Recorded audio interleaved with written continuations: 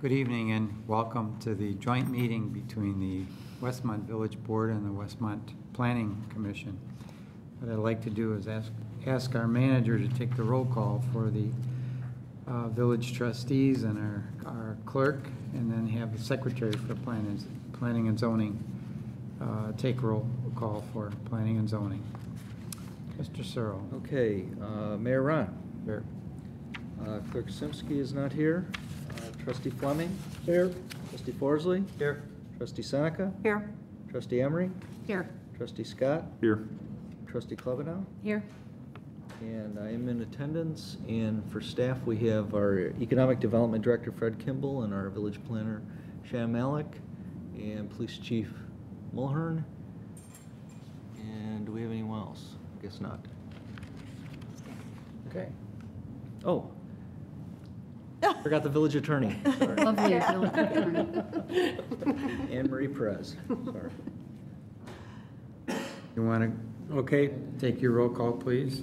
For the Planning and Zoning, Commissioner Pill. Here. Commissioner Anton. Here. Commissioner Thomas. Here. Commissioner Van Buren is here. Commissioner Fedesco. Commissioner Fleet. And Chairman Richard. Here. Thank you. Would you all rise and join us in the Pledge of Allegiance?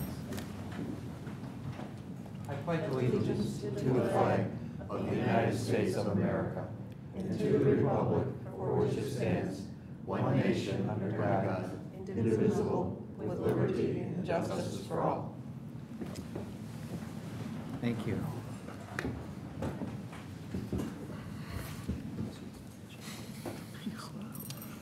This meeting has been called to review our 1998 comprehensive plan and discussing the possibility of future rewrite of that plan. There's been discussion amongst the trustees, the elected officials, about having this meeting to share information between the village board and the planning commission so that we can perhaps understand after this meeting a little bit more about where what all of our ideas are and where we're coming from and where we'd like to see the future of the Westmont, what we'd like our village future to be in years to come, not only in the immediate future, but also 15, 20, 30 years down the line.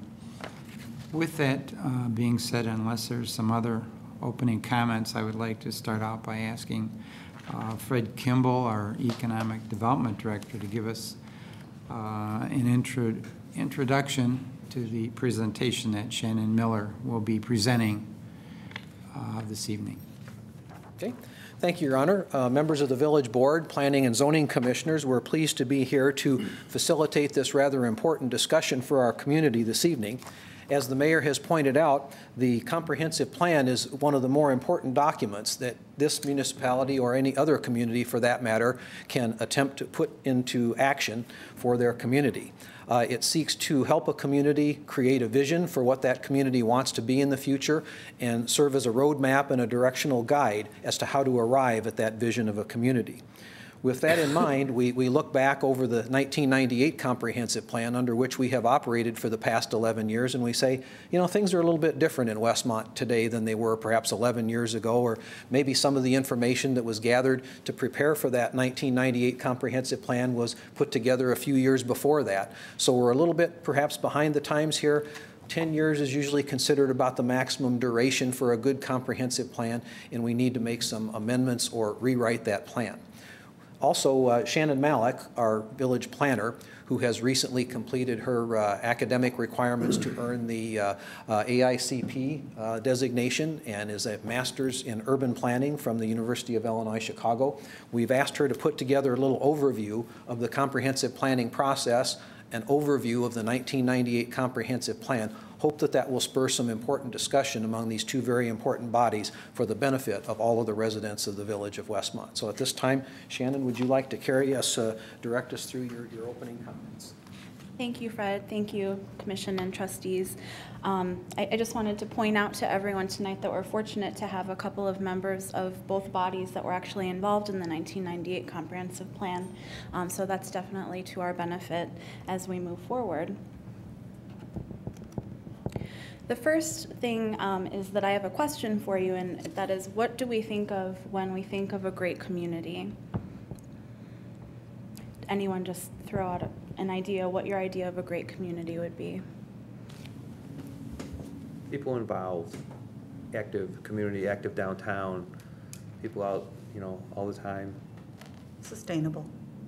Okay, great. Prosperous. Friendly. Willing to change and grow. Anyone else? 80 degrees sunny. We'll see what we can do about that. Well, those are all excellent suggestions. The next slide, I'm not going to read this to you, but you do have a handout of the presentation this evening. These were some of the livability factors that the American Planning Association put together, so you may see some of the things that you've just mentioned to me on this list, but these are key quality of life or attraction factors for folks that are looking for community. The point being, you don't get to a great community without planning. So I wanted to talk a little bit about how land use regulation kind of came into place. It's been, there have been enabling legislation federally since the 1920s. It's considered an expansion of the police powers, and it's intended to help protect and promote the public's health, safety, and welfare. There is a strong tradition of property rights within the U.S. Comprehensive planning recognizes that there must be limits to the use of individual parcels in order to protect overall quality of life. So, for example, you don't want a manufacturing facility next to a single-family residential home. Planning represents the big picture and states the vision for the future, and comprehensive plans are the documents that guide regulations and public investments going forward.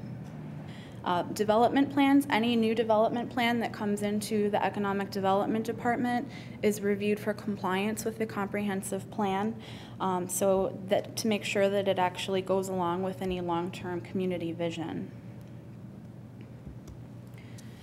The Metropolitan Planning Council in Chicago defines a comprehensive plan as the local comprehensive plan is the vision of what the community wants to become and the steps needed to meet that goal.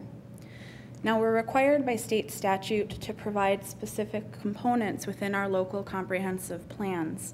I believe that around 2002, there was the Illinois Local Planning Technical Assistance Act, and that's what put these 5 components into effect. They're a land use component, natural resources, transportation, economic, and housing. Now, you'll see in many comprehensive plans that there can be a number of other components. Communities decide on an as-needed basis what other information would be useful to have in their own documents. Some include community facilities, historic preservation, urban design, agricultural or forestry where applicable, technology. Frequently in modern comprehensive plans, you see sub-area plans. So for example, you would see a sub-area plan for the South Westmont Business District or the B1 District or Ogden Avenue Corridor as an example. And then there are also many other components that I've not listed here.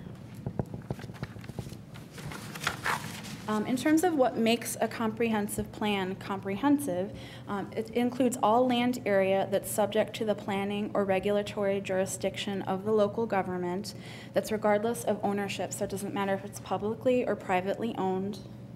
It also includes all property that's within our annexation parameters, so, excuse me,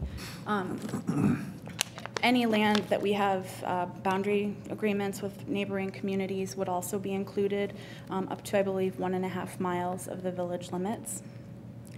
And it has, it includes all subject matter and programs related to physical development in the community. So it takes into account engineering, design standards, et cetera. Any type of program, parks, library, et cetera, those are all components that can be discussed within the comprehensive plan. As Fred discussed, it does have a relatively long time horizon, and it defines a desirable collective future by building consensus. The community should be involved in making their plan. Individuals can decide for themselves how big of a role to play. Public participation is a big component of the comprehensive planning process. Most importantly, it also builds a groundwork for legally defensive decisions, or defensible decisions. We need to have a document in place that we can point to so that if we're ever challenged on a land use decision, there's something for us to back it up with. So the comprehensive plan is the basis for that. Any judge would want to go to that document first to substantiate any decision making. Then it provides guidance. Development proposals that aren't in sync with the provisions of the plan are typically discouraged at the staff level. And it also requires regular, extensive review to ensure that the policies that we have and we're enforcing actually support local long-range goals. In terms of informing the comprehensive planning process, we have the policy framework in place. First is the state statutes, the enabling legislation.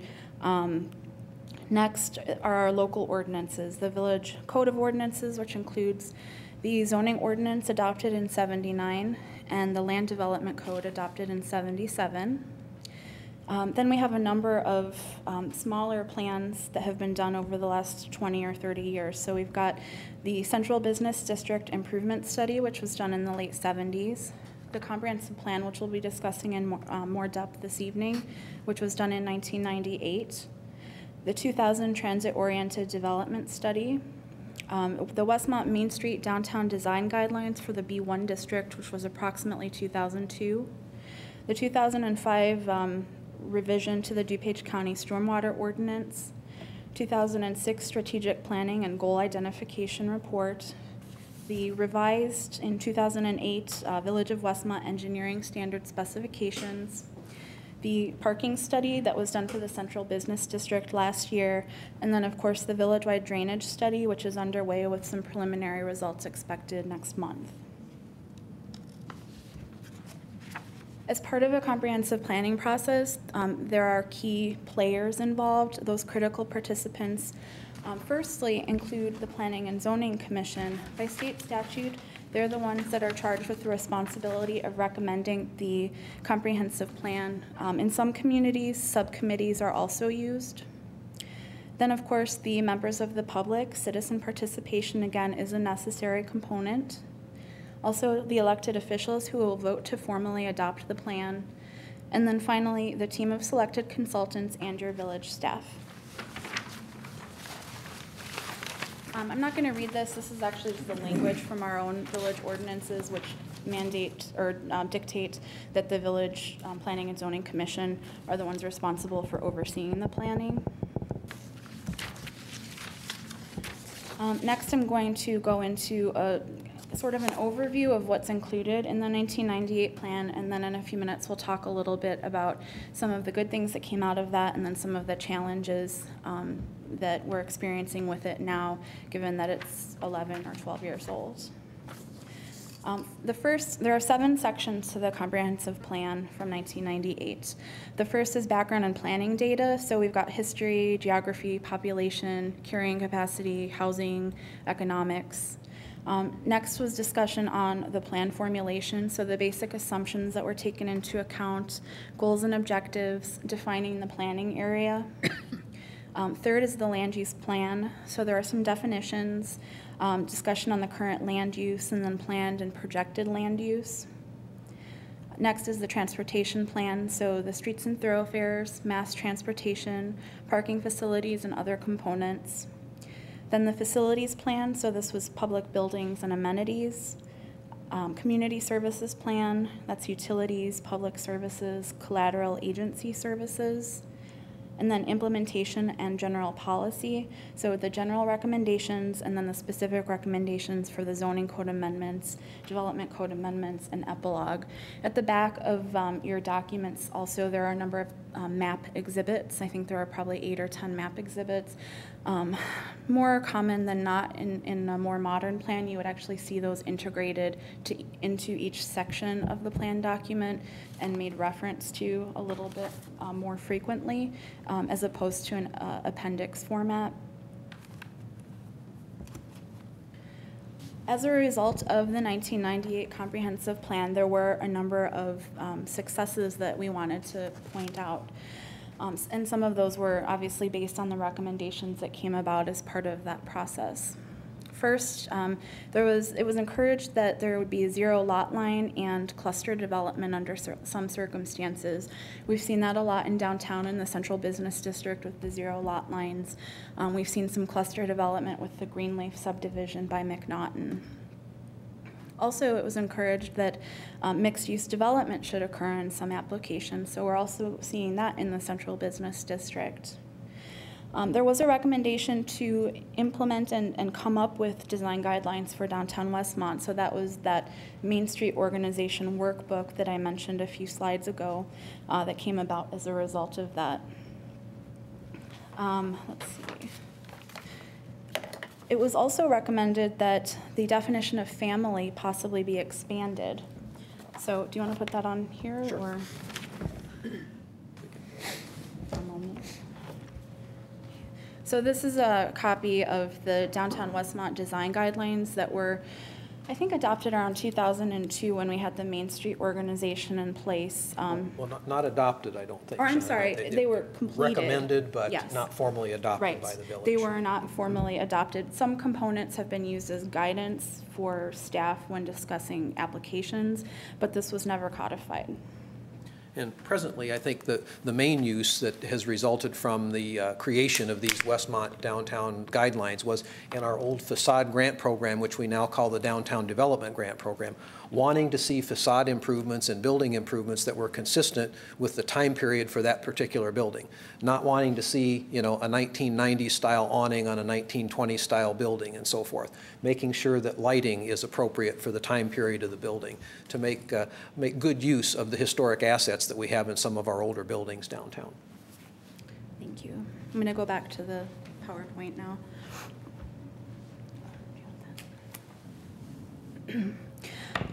There was also some discussion on the definition of family in the housing component of the original study. It was suggested that that definition could possibly be expanded. This originated as part of a discussion on how to handle housing for the elderly so that there could be some sort of group residences in our regular residential districts. More recently, that definition was actually modified and expanded to become even more inclusive for group homes and similar things. So that was another related accomplishment to the 1998 plan. Another recommendation was to encourage the use and the expansion of the Planned Development Overlay District. We do see a lot of the newer developments coming in as planned developments. Then recommending street widening whenever there's a roadway construction project. Also supporting budgeting for sidewalk construction projects, which we've seen over time. The new Village Hall was not here when the last comprehensive plan was being worked on, so that had a discussion on the possibility of reworking a municipal complex. So that has taken place, obviously, since the plan was adopted. And then 3 items that were actually considered amendments to the plan. The first is encouraging increased density near the central business district. This became a reality a couple of years ago when there was a rezoning in bulk of many properties along East Burlington and East Quincy. There were several different zoning classifications. Those were all made R5 General Residence District in order to encourage that higher density within walking distance of downtown and the metro station.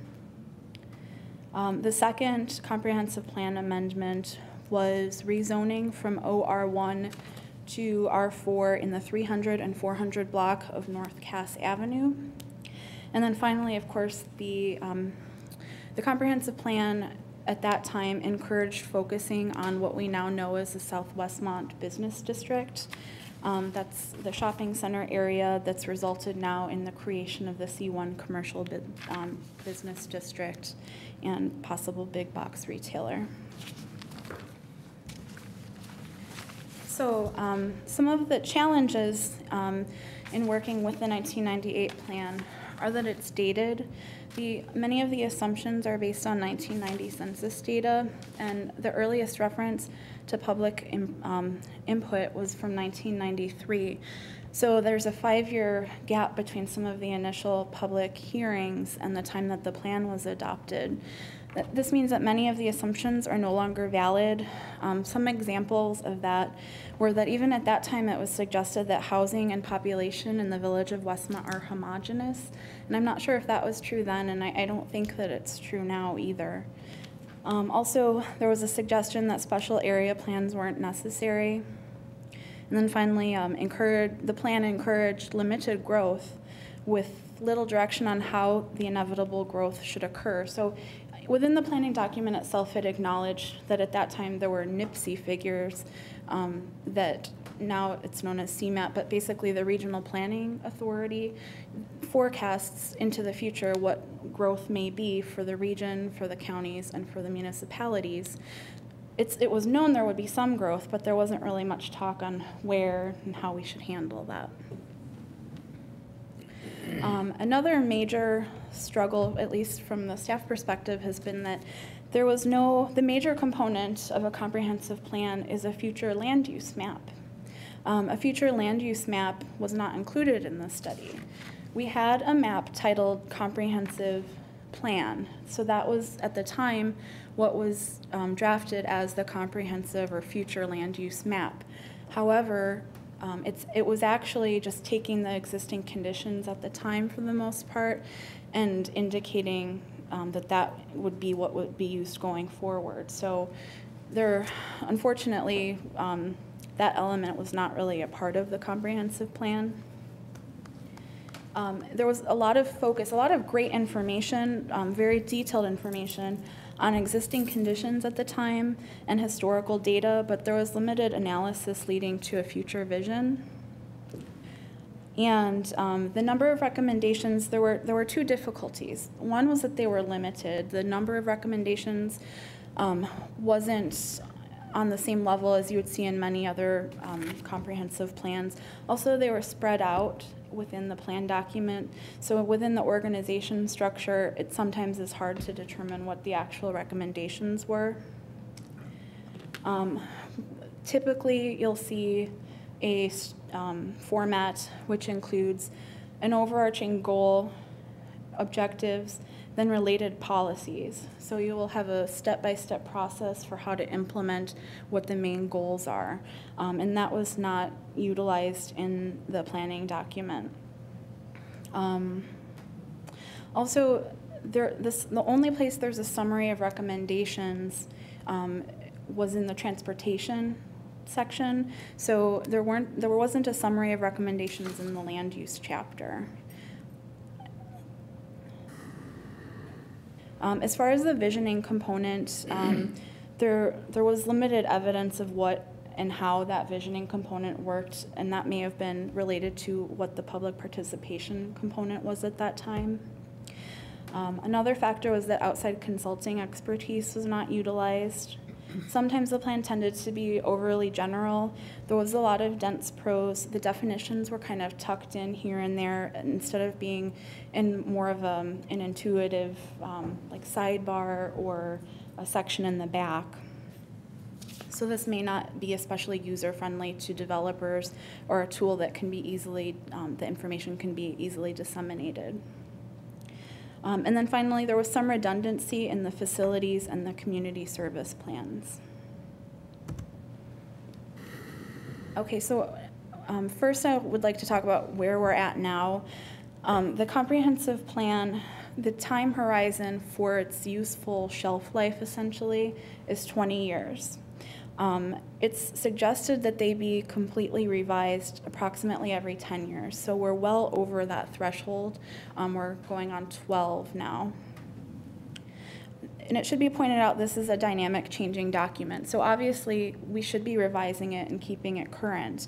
There were the 3 minor amendments that were made, but this extensive review does need to be done approximately every 5 years. Many complementary strategies, things that kind of go hand in hand with some of the recommendations that did come out of the plan, have come out of the supplemental plans that I referred to earlier, those that were never officially codified. So we have done a lot of planning work, but it almost would take like an overarching umbrella to make it all come together. And some of the recommendations in the plan, some of these for good reason, were not pursued. So A grade separation to cross the tracks has been discussed for at least 40 years, maybe 50 now that we could find. There was discussion on increasing cash and lieu fees for detention, electrical line burial, etc. And now we're at a point where we have a unique opportunity to discuss the strengths and opportunities over the next few decades and plan for what the future could and should look like for the village. So what do we need to get from there to here? We need a commitment to make this a budget priority. We need a request for qualifications for consultant services. We need time. It can take, on average, 1 to 2 years to do a complete comprehensive plan rewrite. And we need teamwork, so we have a desire to work together to come up with a dream that's basically our best collective future. And what do we have to work with? We have soon to be updated census data, so the 2010 census will soon be underway. It will take some time for those results to come out. They come out in 3 waves, but that information will be available starting probably in about a year, probably about 12 months or so, at least the initial wave. We have staff equipped to manage the rewrite process and effectively review the plan in 5-year increments to keep it current. We have technical support available, so we have support through the Metropolitan Planning Council, the American Planning Association, CMAP. They've got some great tools. They've got a centers toolkit, which is useful for mapping. They also have polling facilitation. So as part of our public participation process, we could actually see if CMAP would be able to come in and sit down with us and have the public basically have punch key polling results right here live. We also have some opportunity to offer staff support to the selected consultant. In this economy, more time can be diverted from current planning to focus on the management of the long-range planning process. We also have the possibility for a better return on investment due to a competitive marketplace. A lot of the firms are looking for work, so we may be able to get more for our money right now. And we have the recent planning documents that we referenced, so the parking study, the drainage study, and the TOD study. So what would happen next if this were to move forward? Staff would like to initiate a request for qualifications no later than the end of the calendar year, December 31st. We would like to utilize the 2-step process required by the American Planning Association for publishing if you publish an RFP, essentially you have to go through an RFQ process in order to use their free tools. This is identical to what we did for when we were looking for a parking consultant and when we hired Rich & Associates, so it would be a similar process. Next would be budgeting for fiscal year 2010-2011 to take advantage of this low development pace. Then deciding if the Planning and Zoning Commission or subcommittee will be responsible. Determining the scope and style of public participation. In addition to the polling that I was just mentioning, there can be workshop visioning sessions, visual preference surveys, open houses. There are a number of different ways to get out, get the community involved. And then decide how to build the recent planning documents into the rewrite. This is just a sample sequence of events, so we could change this however we saw fit. This was borrowed from another municipality, but it kind of gives you an idea of the steps that are involved. Initially is project setup, so that would be contracting, committee organization, planning area tours, then a kickoff meeting. Next would be visioning, so visioning group workshops, publicity material would go out, community meetings, goal writing workshops. Then typically throughout the process, the elected and community representatives could come together for roundtables to report on progress, get additional feedback. Next would be existing conditions or trends. So this is where kind of the rubber meets the road and the hard work comes into play here. It would be the creation of the base maps or amending base maps we already have, data gathering, data analysis, findings, presenting the information at public open houses, and then joint meetings similar to what we're doing tonight. That would lead to drafting plan policies, so the committee would meet all throughout this process, really. There would possibly be an opportunity to have a community choices workshop to help prioritize some of the goals. And then possibly another workshop with the roundtable group, a wrap-up meeting, and ultimately plan adoption. So that's what I have for you in terms of what to expect, a bit of summary on the 1998 plan, and Fred and I would be happy to answer any questions.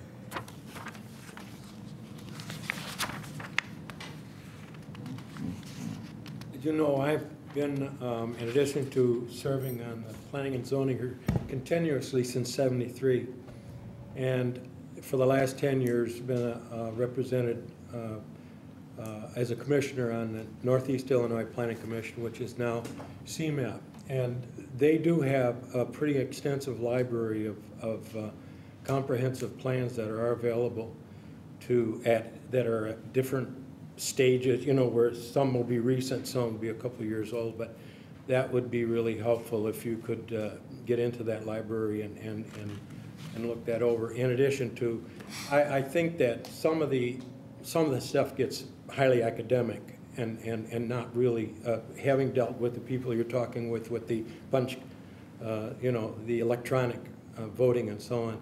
I don't know if we want to go to that extent, but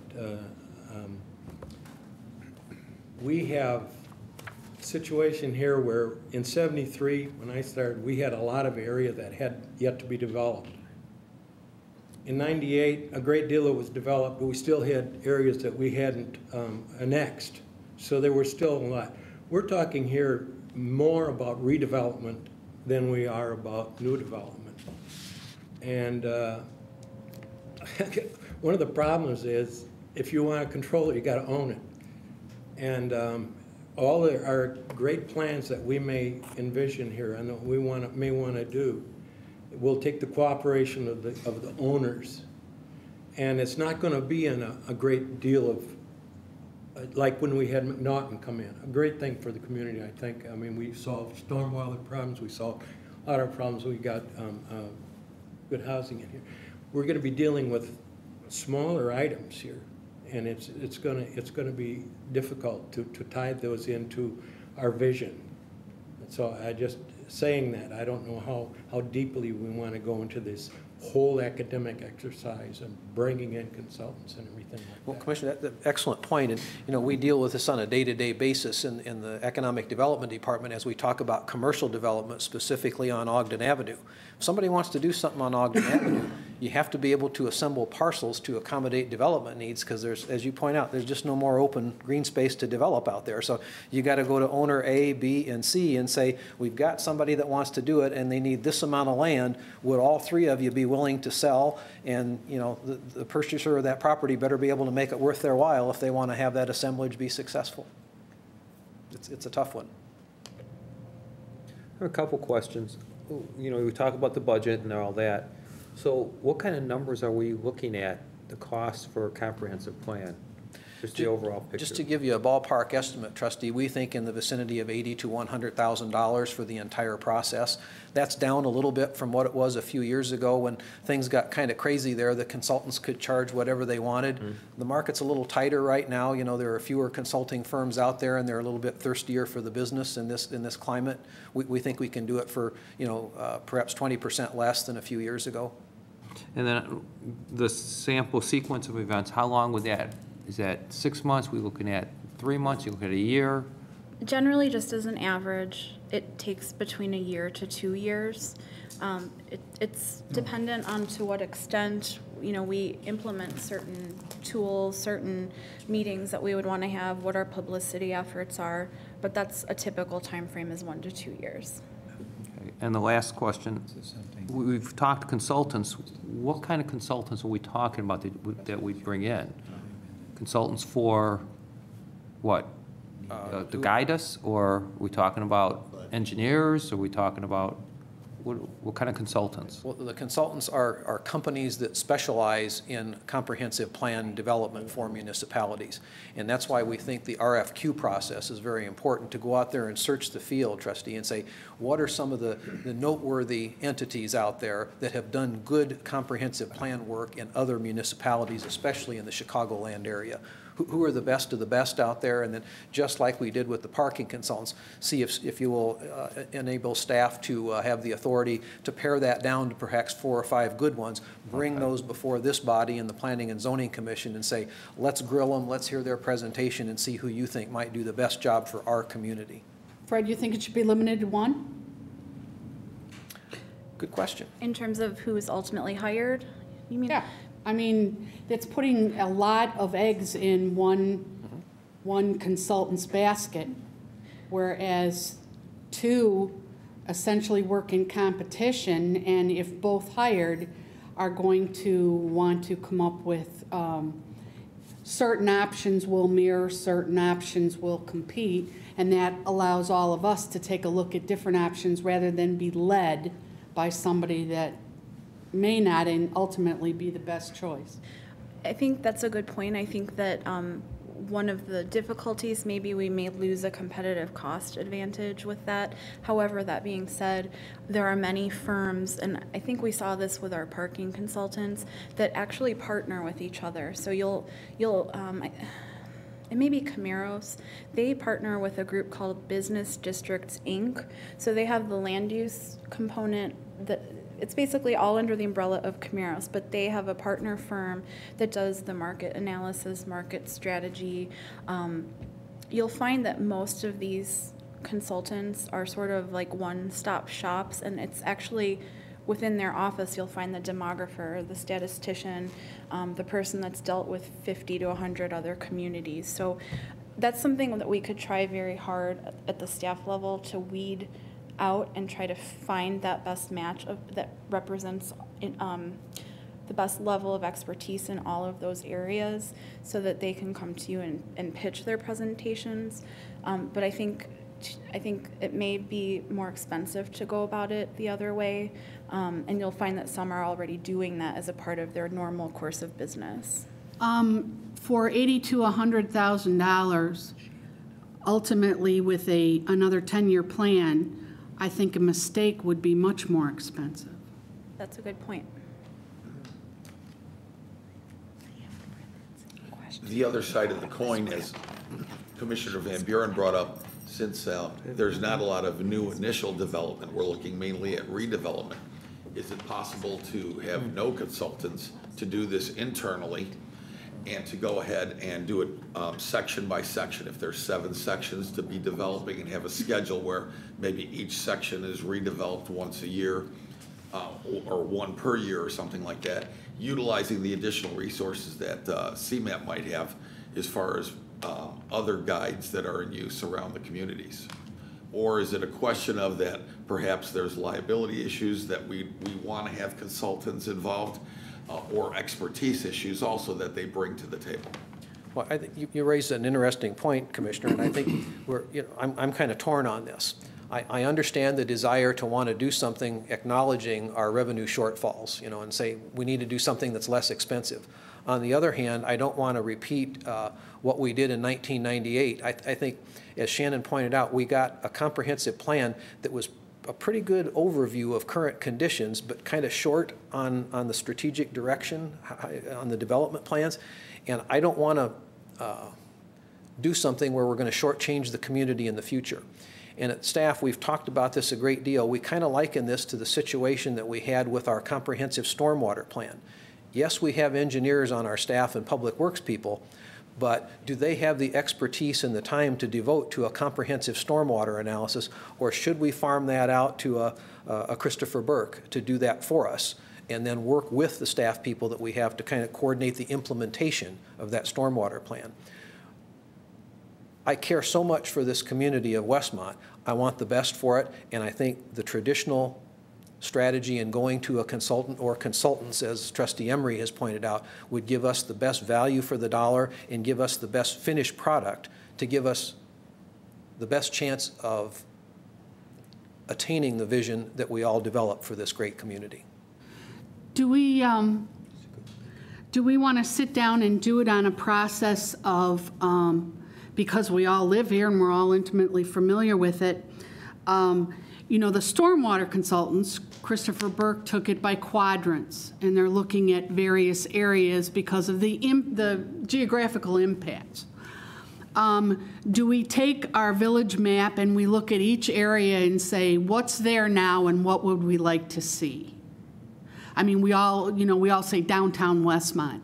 What about, you know, one block on either side? What about this area has, you know, mostly houses from the 20s and then scattered over the last 12 years, maybe 18% tear downs, that type of thing. We've got the South Business District, which technically speaking, if a consultant came in, they would have turned down Westmont Yard. So do we sit down and look at each clump, because they're very different personalities, and we can look at, you know, say certain blocks in the downtown area, because we can easily do planned unit developments for small areas. They don't have to be huge districts and all of that. Do we all sit down and we come up with what we think we'd like to see, and a consultant can then give us advice on how to go about it? Because I'm not really sure about a consultant coming in and telling us what we want. Oh, certainly not. Certainly not. The consultant would come in and facilitate the visioning process. In other words, what we would see at the staff level, as we've talked about this, is a number of visioning sessions.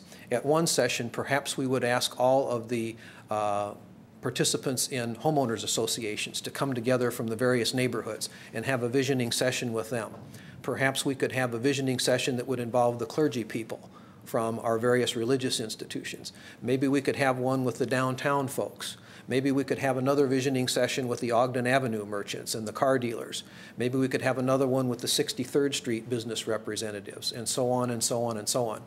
But how can we put that together? And these consultants who have done literally dozens and dozens and dozens of these comprehensive plans for communities have it down pretty pat on how you can go into a community and facilitate helping the individual community create that vision for themselves. Not that somebody else is going to tell us what our vision should be, but to help us implement the vision that we have for ourselves as a community.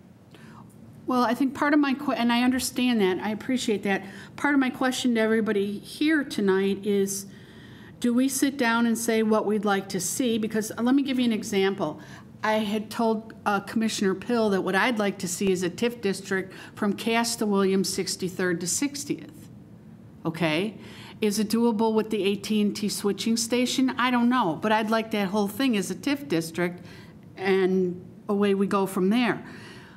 If you have all of the business owners from First Student and UPS, and all, they're going to tell me to go soak my head because, you know, they don't want to lose their little projects. So, you know, I'm just asking everybody, you know, what for ideas. Where do we start? Well, I think it's very clear in it going forward. I think as not only appointed individuals in planning and zoning, but elected officials, I think it becomes upon us now that if we want this to go forward, we're going to have to do some things that we're probably going to catch a lot of heat for. I mean, perfect example. You go into this downtown district, and all I see is this grumbling about storefronts being empty. What's the village doing about it? What are they going to do about it? Why aren't they filling them up? Well, ladies and gentlemen, ask the owners of those properties what they are doing. The village can only do so much for you. Now, if the owners of those properties do not return phone calls to prospective renters, there the property sits with nothing going on. Properties are not being maintained in a proper fashion. I believe a lot of them need a lot of work. Somebody goes in to rent one of those properties, a lot needs to be done, which brings in to the planned development sections. Do we start taking sections, a block either side, going north on Cass, saying, look, you know what, there's companies out there I know that are available that can come in and for a fee find prospective customers to put in these properties, but they're also going to say, this is what you need to do. So if you have to TIF it, if you have to use some of the nasty words such as condemn or eminent domain, what you need to do in order to get the vision and the things that people expect, unfortunately, those are the things that I think that we're going to have to do. I mean, it's not going to be an easy process, and sure, there's going to be a lot of heat, but as we go along, and if we want the village to succeed and be prosperous, I mean, all you have to do, ladies and gentlemen, is look all around us. These other villages have come up with plans, and boy, did they catch a lot of heat for what they did in their downtown districts. They TIF'd them, they SSA'd them, they condemned, they did everything under the sun. But they also did expend the money to get the proper consultants, get firms that have the contacts of businesses and sizes of what they need.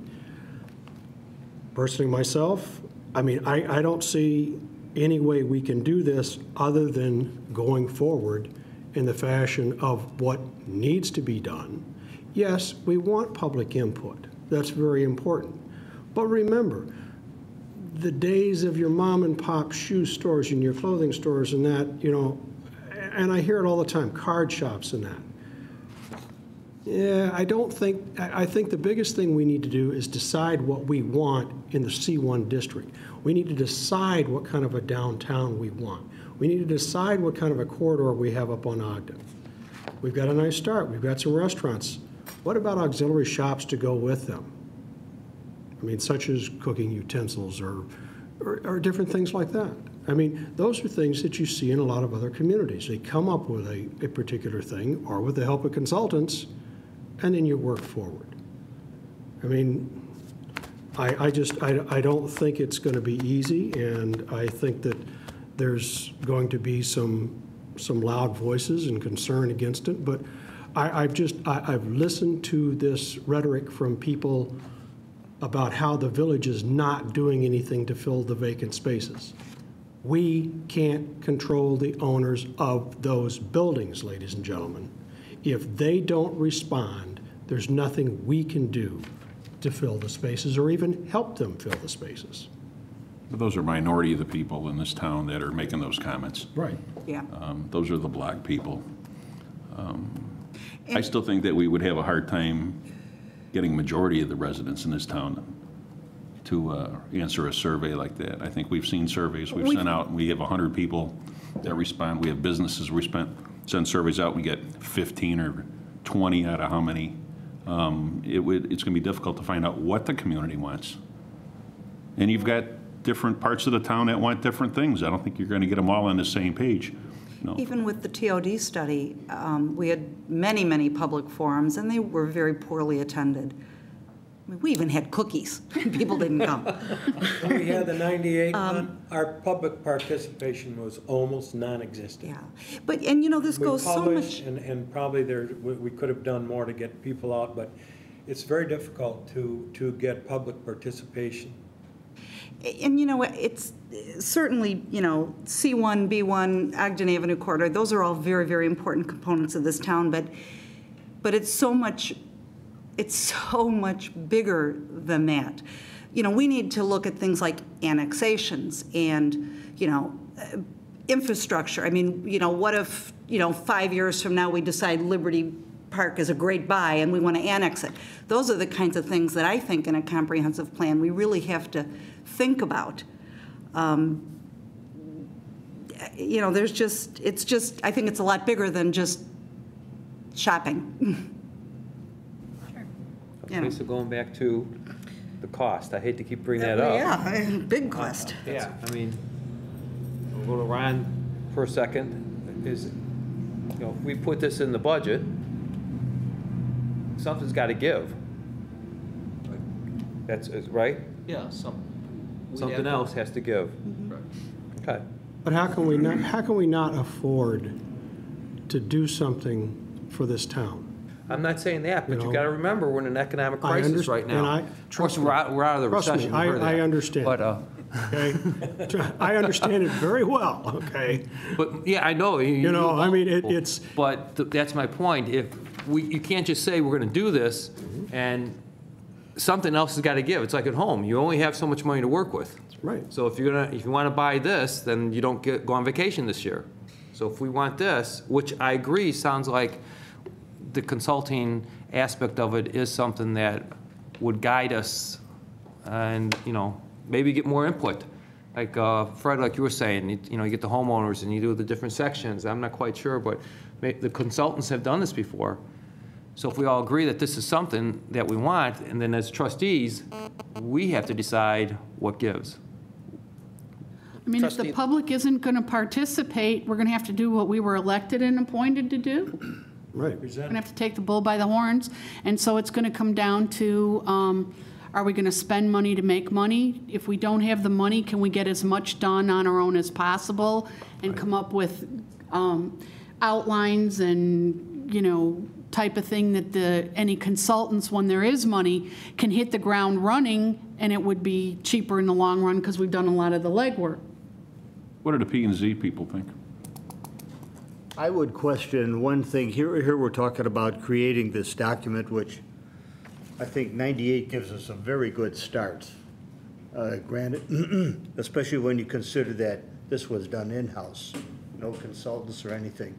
And as Commissioner Van Buren alluded to, very little public input. Our meetings were, we'd sit and we'd all talk to each other, pretty much. But then I would also question too, we seem to be deviating from our districts.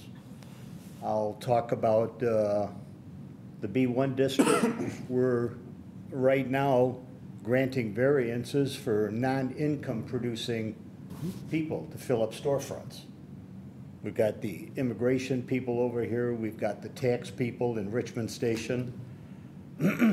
We've got the soccer place down at 63rd, not going to generate any sales tax money for us whatsoever. So I would say, what good is it if we create a document and then we deviate from it? And I think and it's a good point. And I think that comes to the point where, as us as elected officials, we have to basically say, okay, that's it. Lines drawn in the sand, it stops here. This is the plan, and this is what we need to work towards. And I think what has happened in the past in a lot of cases is I think that we have probably listened maybe sometimes and thought, I guess, more with our hearts than we have with the true basis of what we actually need to do. And tough decisions need to be made. And I'm not saying that it's just shopping and going on in this village. It's a case, and I understand the infrastructures and everything, and as far as Liberty Park goes, I'd put that way, way, way, way in the future. That would be a whole separate plan by itself. But there's other places like that. Right. I mean, and when you look at the 1998, I think 3 out of the 4 that were in there, we've annexed. So, I mean, it's an important piece of a working document.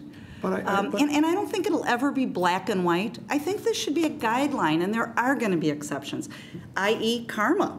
Look what a wonderful addition that has been to our downtown. Is it retail? Barely.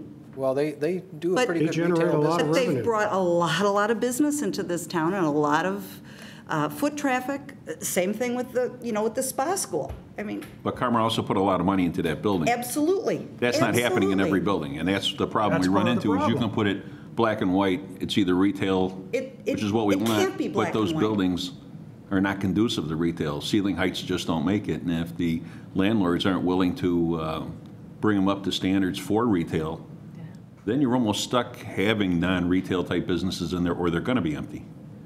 Even though that's what we want, but until some big redevelopment happens, it's not going to be easy. Or you're in a position to say, time for that building to come down.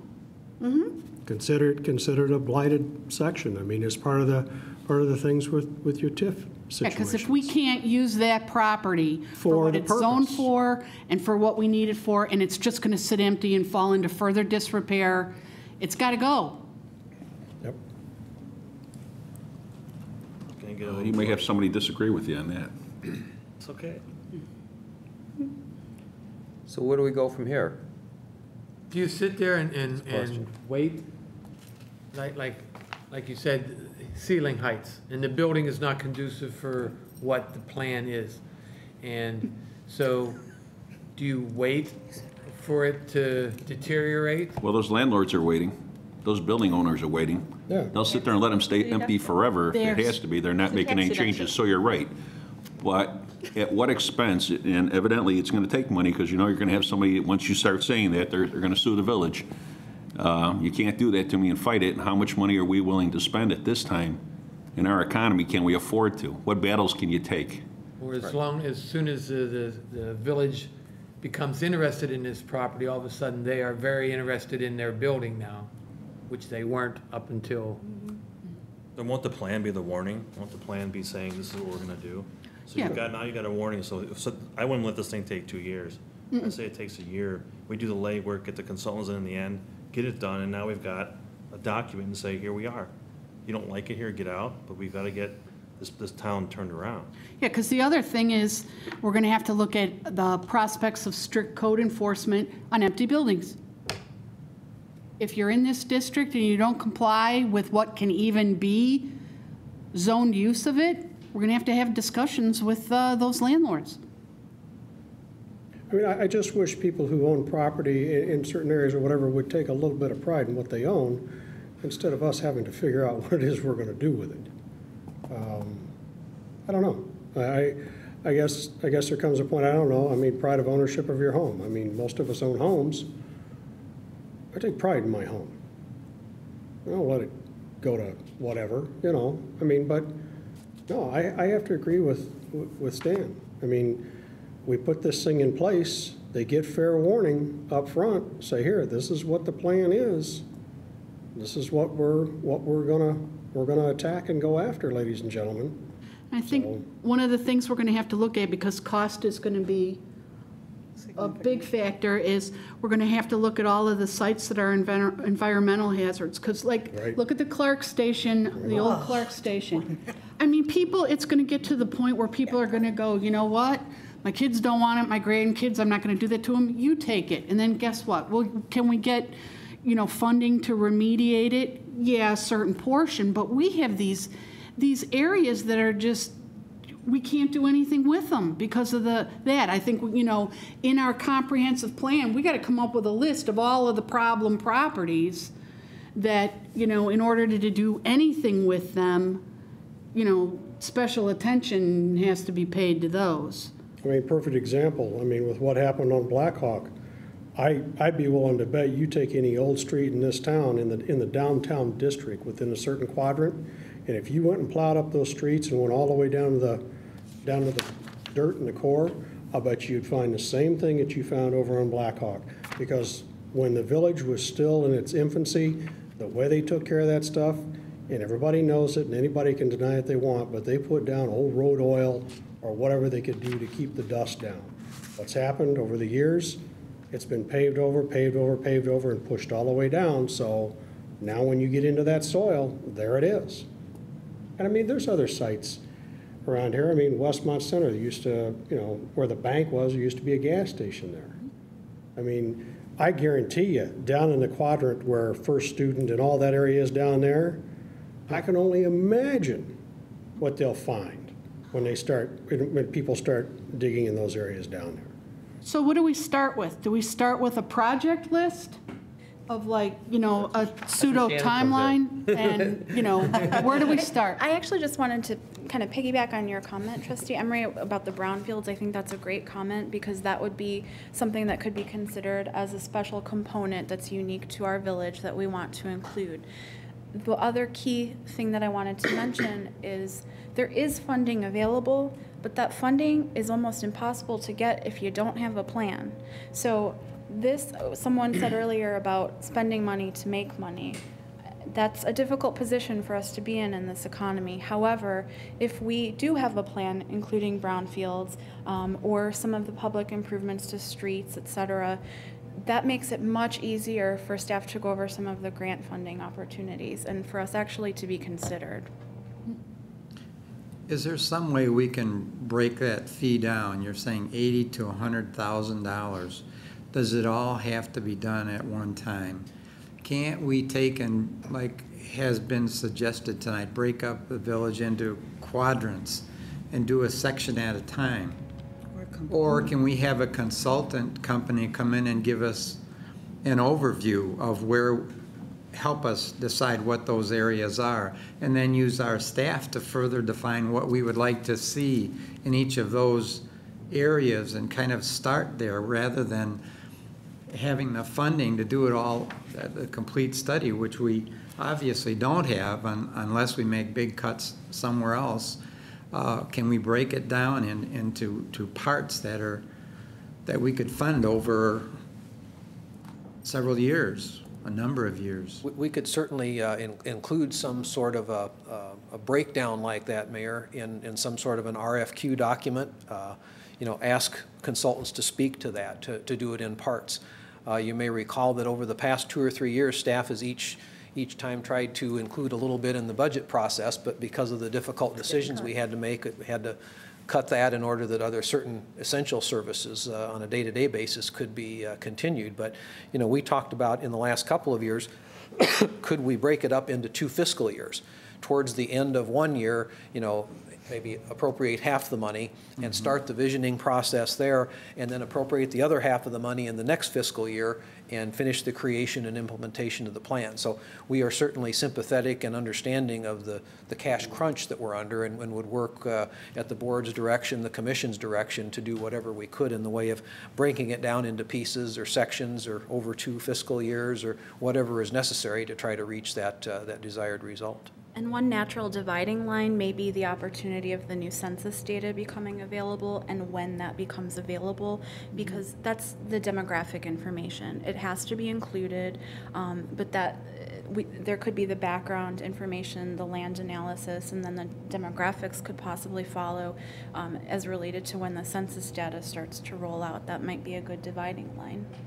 Well, then, you'd be able to take that then if you did that. You'd still be able to get your entire plan. It's just that you're putting money towards the end of one budget and then picking it up in the balance of the next budget. You'd still have an entire comprehensive plan or consulting. I honestly think if we tried to break this up into 4 or 3 or whatever little quadrants, I think it would stretch this thing out further than what it needs to be. I think it kind of needs to be an overall of how you go through the entire town from one end to the other. Yes, there's big differences, but I think by taking it little sections at a time and asking a consulting firm to do that, I think it would be a lot easier to split the cost, the end of one fiscal, and then the balance in the first part of a new fiscal to get the entire plan laid out. I thought you'd find any company that would sit there and take it and split it into 4 and charge you only a quarter of each. There'd be a premium to pay for trying to do that, more than what we'd be paying if we had it done all at once. Plus, I don't think they'd recommend it. The companies that I've worked with in other towns, they'd be like, you need the big picture. And that's why we were talking about busting it up into different components, for our purposes. And then lastly, the visionary consultants over the whole thing based on what we want. And to lead to piggyback on what you said about the consultants for certain businesses, retailers and whatnot. We had gone to Buxton's presentation at IML, and they make money doing this, but it's interesting, they have 1,400 retail and restaurant clients. They have done all of the demographics. Borders, they can put their finger on a town and go, we wouldn't go there in 100 years. We'd like to be in this town, possibly this under these circumstances. Likewise with chain restaurants and other retailers. Buxton wants what, $76,000? $6,000. In the long run, if we had the money, in the long run, $76,000 is not a lot of money for a company that has done all the market research to match you up with, they match up towns with businesses that are conducive, to both parties. But I think if we can get our comprehensive plan done, and if we end up with a little bit of money in, say, 2 years, I think $76,000 is not a lot of money to spend to a company that has 1,400 people that know exactly where the type of demographics they'd like to go in, so that we're not knocking on doors or waiting for them to appear. I think it'd be interesting to see if they did, what companies might even be interested in coming into this village. I think it'd be real intriguing to see that.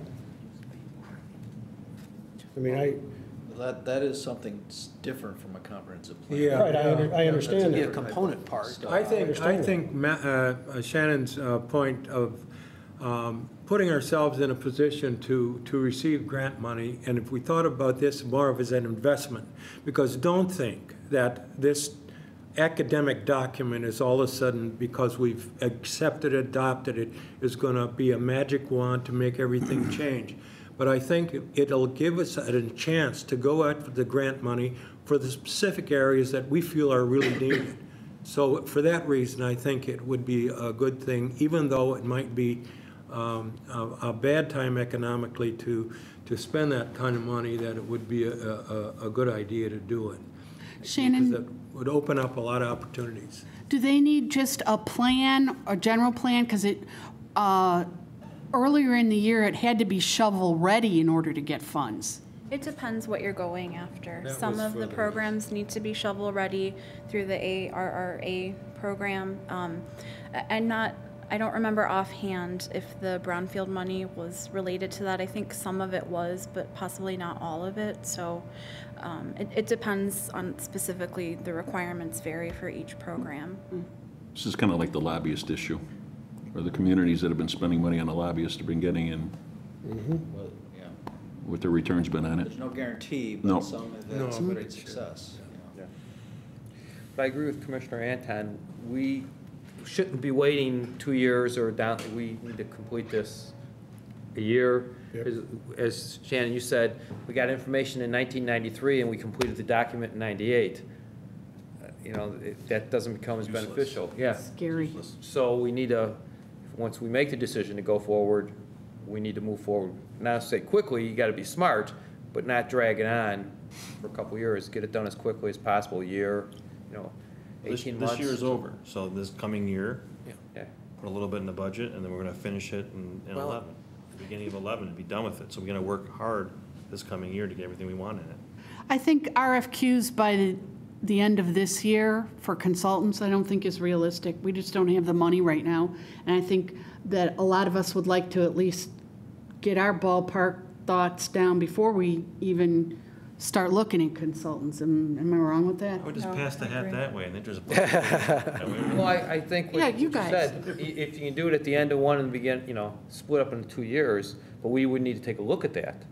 And that would be our goal, then we got to figure out what gets cut. We'd have to get an idea of dollar amounts that we're looking at too. So I That's mean, we're true. gonna have to, Wow. we're gonna have to put it out there. Either, if we don't do it by the end of the year, I would say that we need to get some kind of information going into January or February, because we start our budgeting process. Now. We gotta have an idea.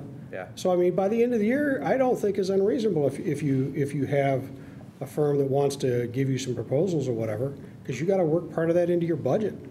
And I think we might get a better price, as Fred, you were saying. The market's Economy down being a tough, little It's bit. down, so people are going to want to work with us. They And I might don't know that sharpen a lot their of communities will be pencils. able to do this right now. And I mean, and basically, you're also looking at a situation that, 2009 was bad, but I'm not sure that 2010 is going to be real pretty either.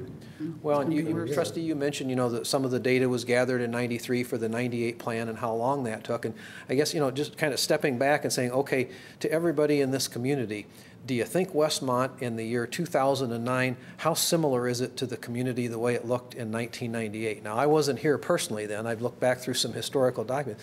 Quite a number of changes that have taken place in the last 11 years in the face of the community, how it looks, like we said, how much land we've got, how much green space have we got left? Not much. We're pretty well built out. How many other things have changed? It's when the mayor gave his State of the Village address there, we were kind of toying with some before and after pictures. just think back about 5 or 6 years ago what the Cam's property looked like, kind of a notorious Westmont resident over there, and drive by and look at what it looks like now. So we've got 7 English townhomes. I missed that one too. That's horrible. And, you know, we can point to other examples like that. What was there 10 years ago? I think I've shared with many of you the story. Had a gentleman come in a couple of years ago who had been a Westmont resident a number of years ago, left the community in 1992 to take a job in Detroit, Michigan. But he came back a couple of years ago and he said, I'm amazed at the change in the face of your downtown. He said, when I left in '92, we had auto parts stores, gas stations, and taverns. He said, now you've actually got some really neat restaurants and some shops and specialty stores. He said, well, what an improvement, you know. And I think we all see it from day to day. So, you know, we don't notice the change because it's gradual. And then it takes somebody that was gone for 10 or 15 years to come back and say, wow, what a difference. We see the change so gradually that we don't say, wow, we just kind of take it for granted, you know. That's what a comprehensive plan, I think, can help us do, is understand where we are, where we want to go, and draw us the roadmap to get there. Should we postpone it further because we've got financial troubles? I leave that decision to the elected officials to make. It's a tough financial decision to make, but staff would just encourage us, we can't continue to postpone the rewrite of the comprehensive plan forever. At some point, we have to make that tough decision. We can't afford not to go forward. Right. It's an investment in the future. I mean, we can't afford not to make this step. We just. Especially with some of the decisions that are being made by the board. I know my train side chats, when people come up to me, you know, it's like, where are you guys going with, you know, with the whole liquor thing, and what's with this and what's with this? We have a plan in our heads when we all agree on things. That's why there aren't, you know, huge battles over where things are going. We need to memorialize it and tweak it and Commit it to paper. Yep. Put it on paper and say, here you go, ladies and gentlemen, here it is. Here's the roadmap. Well, it can't cost us too much money. We're doing suppositions as to consultants might cost this much, might cost that much. Why don't we go with the RFPs and find out what kind of prices we've got? Right. See what's out there. From there. We almost have to. Well, just At least start with the RFQ.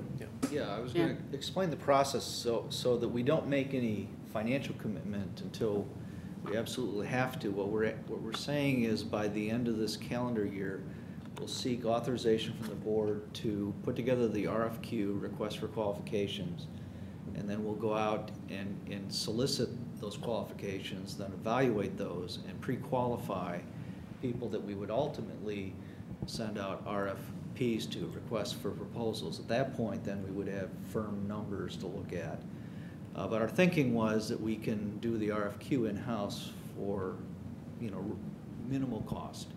Get that process going, get that going into the new calendar year as we're working on the budget for the, you know, May 1 new fiscal year, and have a better idea as we get close to the finalization of that budget, what that number should be if we're going to go ahead and actually hire a consultant.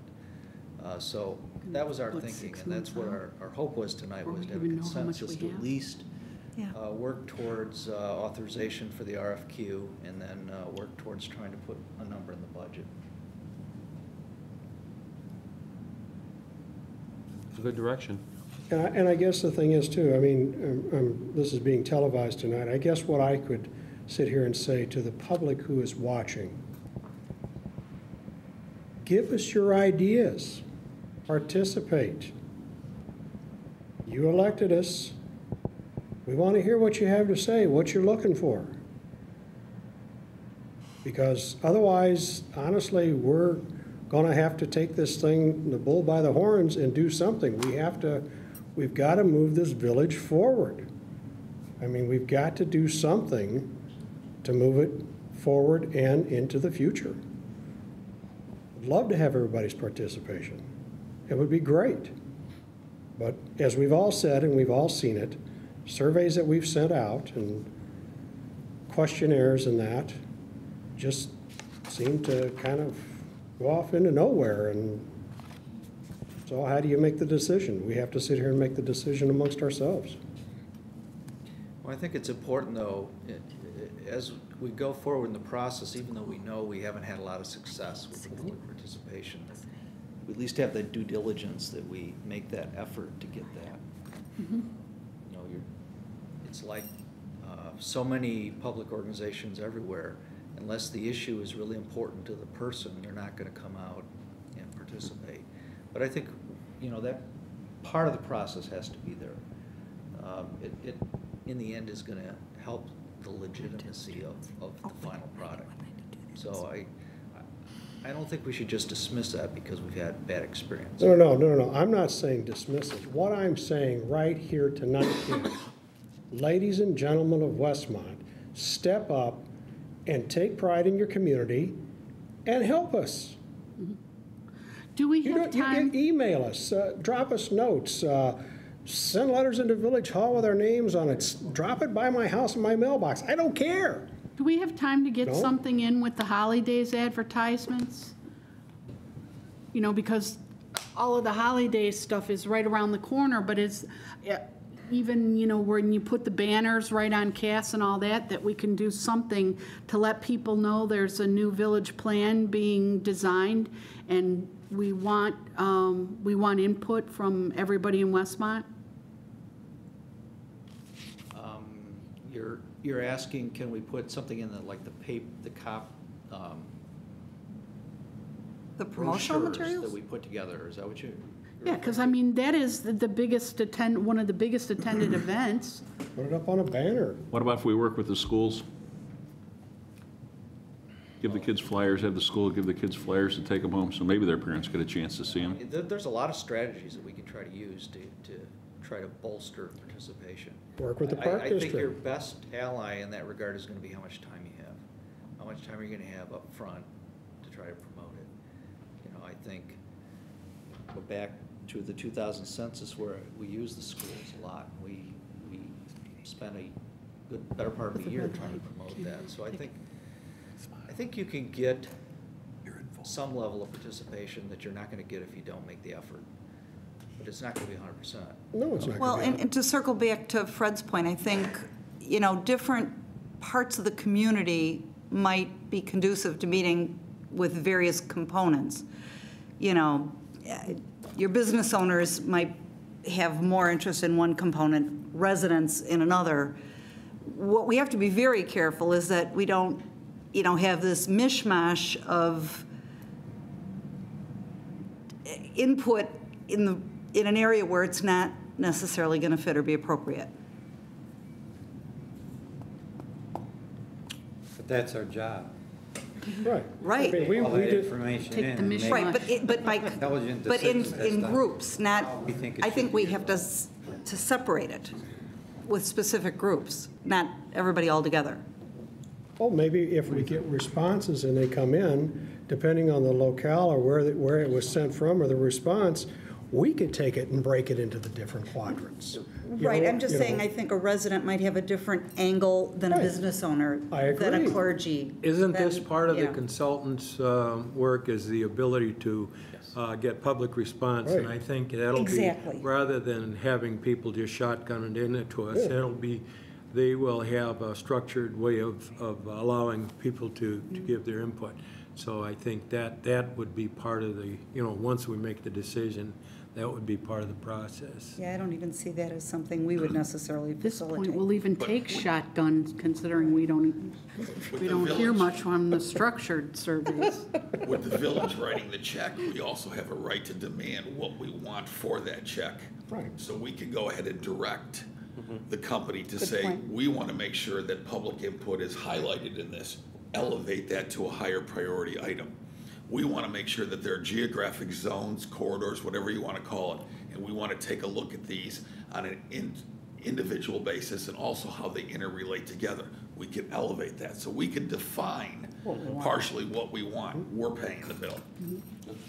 Yeah, because especially like the part about certain factors, when the stormwater study comes out, we have our core group that are diehard, no matter what is discussed on stormwater issues, appear and state, you know, facts and positions. So it's, you know, that's one core group that we know will participate in. As far as just getting the message out too, that maybe Larry could put a little blurb in our calendar saying that the village is looking at putting the study together, and hopefully when dates are established, you know, watch for public input or something. So that'll help in the village calendar. Well, I don't know if we really want to do that, because, I mean, if we're talking about having a consultant come in, then that would be their job. I don't think it would fall upon us to put something like that into the calendar. Well, I'm just saying that you can tell them that that's one of the things, usually in the calendar, they show what the board's working on, and that's one of the things we can do is just give them a heads up that we're starting to look into this. I think we're going to need all the help we can get. You know. If I may interject. Going to take everybody. It's going to take all of us for telling everybody we can tell. Yep. And at the schools, it's going to take the consulting firm, it's going to take everybody. Work together. We can't hurt. I mean, Too much information won't be the problem. The employees within the village, you know, your public works employees, your water people, I mean, they, as well as when they're out there, maybe to see people or whatever, talk to the people. I mean, one of the biggest expenses that we know we're going to have going forward in this village is our infrastructure. If you look at the cost of just the last purchase orders that we put through for these water mains, $1.2 million. Granted, it's not all coming out of our pocket, but these are things that are going to have to be done too as part of the comprehensive plan, because you have to have the infrastructure to carry what you're wanting to put in an area. And if your water mains can't hold the pressure and can't do it up, and your electrical needs to be redone with ComEd, which is usually a 6-month to a year project anyway, dealing with them, I mean, that's something you've got to plan for. I mean, those are all crucial parts of it. I mean, we can talk about new stores, we can talk about sections, we can talk about acquiring property, parking, whatever, but without the core parts of it to carry that off, we're kind of spinning our wheels a little bit. Well, it sounds like we're all here in agreement with the RFQ, right? Yep. I mean, we could talk about how to get people all we want, but until we find out what this is gonna cost, Yep. you know, so let's move forward, and what's the first step? And that would be to do the RFQ by December, by the end of the year, is that what we're saying? You would Now, is authorize that something? the beginning of the process by the end of the year, and then the process will really actually begin the next calendar year. And I don't know how long, you know, Shannon, maybe you have some idea of what the typical length of time for an RFQ is to go 4 out, to 90? 6 weeks to give the consultants time to analyze and prepare a report back to us. So a month and a half. You know.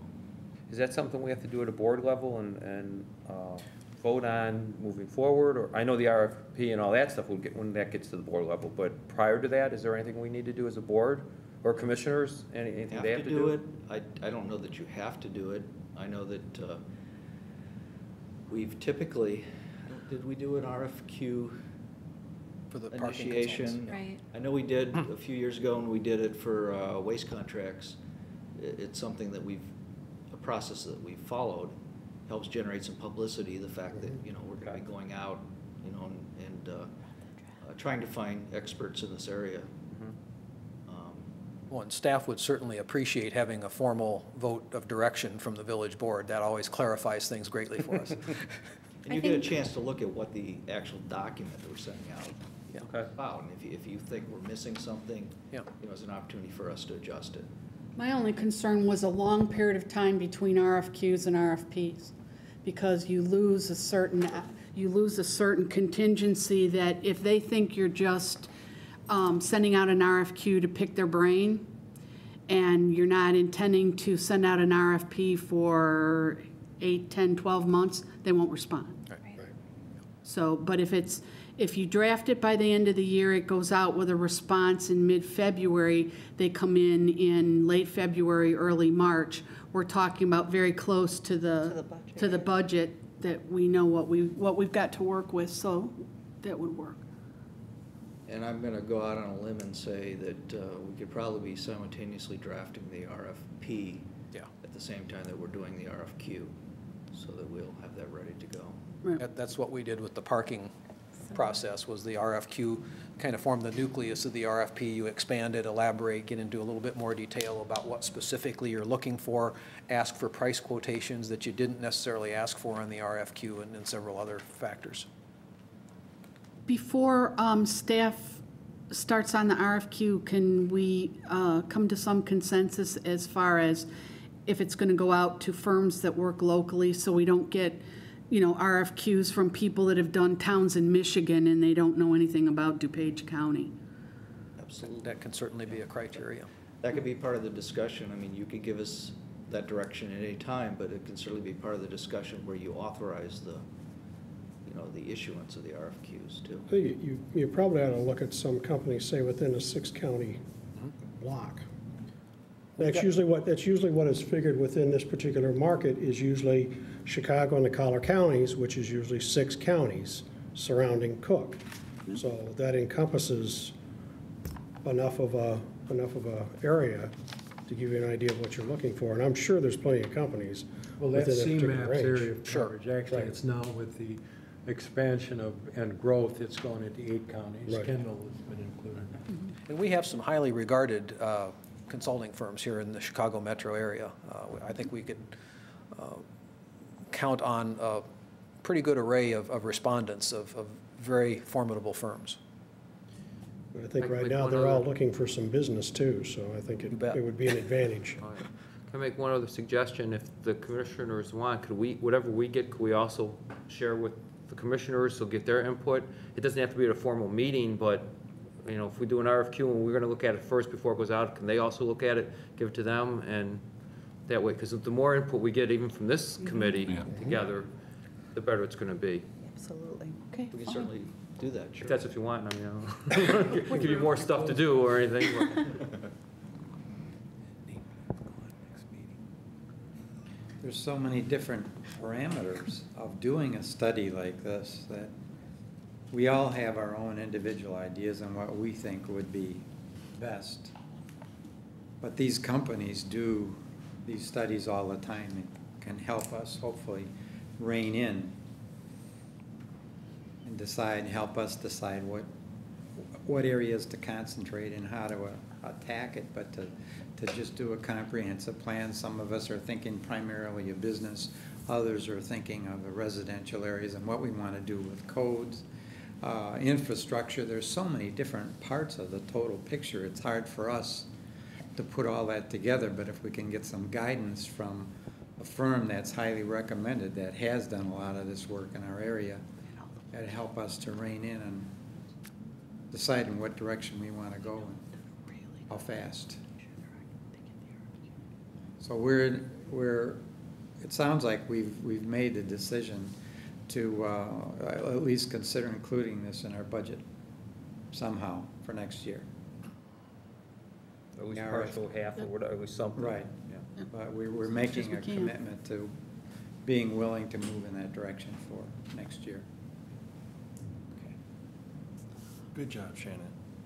Very nice job, Shannon. Thank you. Anything further that needs to be discussed? Do we have any other issues? Well, I think we're kind of limited here under we published an agenda. I don't know how far off field we can get, ask village legal counsel here, but I don't know if we can just throw it open for other comments or not. I was thinking maybe we should clarify what position potentially that we would want the Planning and Zoning Commission to do versus the village board. Do we want the Planning and Zoning Commission to actually look at the RFQ first and then submit it to the village board? Since technically, I think you have the Planning and Zoning Commission being the people who you generally get your recommendations from on things of this kind of nature. I don't know if you wanted to consider that or as an option, or if you wanted to just bypass them at this point, and then they obviously have to do be involved in the hearing and the recommendation before you adopt the plan once we get to that level in about a year or so. But at this point, how much involvement did you want the commission to do? Why don't we get it all at once and it short circuits the stage process? That if the commissioners as well as the trustees and the mayor get it at the same time? So are you thinking of having another joint meeting? We could definitely have another meeting. Or we could distribute it to everybody simultaneously. The Planning and Zoning Commission has a meeting on the 9th of December. It's not possible to get on that agenda. We have time to add that, I believe, to the next agenda as a discussion item. So they'd have an opportunity to formally review it at that point, and then we could have it for board consideration for the 21st of December. That's fine. What do you think, Ed? That sounds good. Now, if we have another... Your Honor, I just had a procedural question. If we have another joint meeting, do the commissioners get the cushy chairs next time? Yeah, I They get doubt the that. cushy chairs by the drawers. I feel like I'm at the principal's office. That's an option. You could have a joint meeting if you want, or you could. Wouldn't be really necessary. Oh, yeah. Could- Not this time. That's always a difficult time for the polling and to see who can make it and who can't. We normally have people have designated that on their calendar for their particular meeting, so I think it might be better that way if you just. Given the time constraints, we're talking the end of December, I think if we were to get it at our meeting and, you know, talk, you give us our opinions and at yours, this way you can get these papers out and circulated to the parties that have to get it. What do we do in the meantime? Because otherwise, if we wait for the RFQ and that gets approved and it goes out and we get the presentations, we're talking almost Easter. Do we at least start with the putting the brain trust together that, you know, start running through ideas or whatever? Because otherwise, we're going to lose almost 4 or 5 months just to get the consultants in here to do their pitch. I think we can accomplish a lot of things in that period of time while you guys are doing the RFQ process. I think it's something that we could continue on, because I think even with everybody sitting around this table right here, there's such a diversity of areas that probably going to capture most whatever, and all of us have got ideas of what we're looking for. I think we need to start formulating that and just start putting them on paper, give an idea, so when this consultant comes online, here, these are some of the thoughts that have been given by, you know, members of either the board, the Planning and Zoning Commission, whatever, as some kind of a guideline. We need to give them something instead of them just coming in and with nothing to work with. Because I think all of us have ideas on what we would like to see. We could certainly weave some of those ideas and thoughts into the RFP document as well. I'm just wondering if maybe a special committee meeting, the Building and Zoning Committee, would be an opportunity. In December, I think. Yeah. And you can certainly invite the members can't from open the a door to Planning get the Commission, calendars, so- Planning and Zoning Commission Excuse to me. attend if they're available. I vote. All right, here's another thought too, just throw it on the table. What about the ad hoc economic committee that we have laid out there too? I mean, do you think maybe that they might have some ideas? I understand what they're formed for. I understand that. They're residents.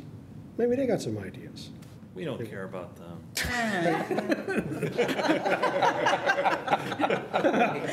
See, come to a meeting and just get abused. There's that one that we really, really like. There's one we really like because he shows up to everything.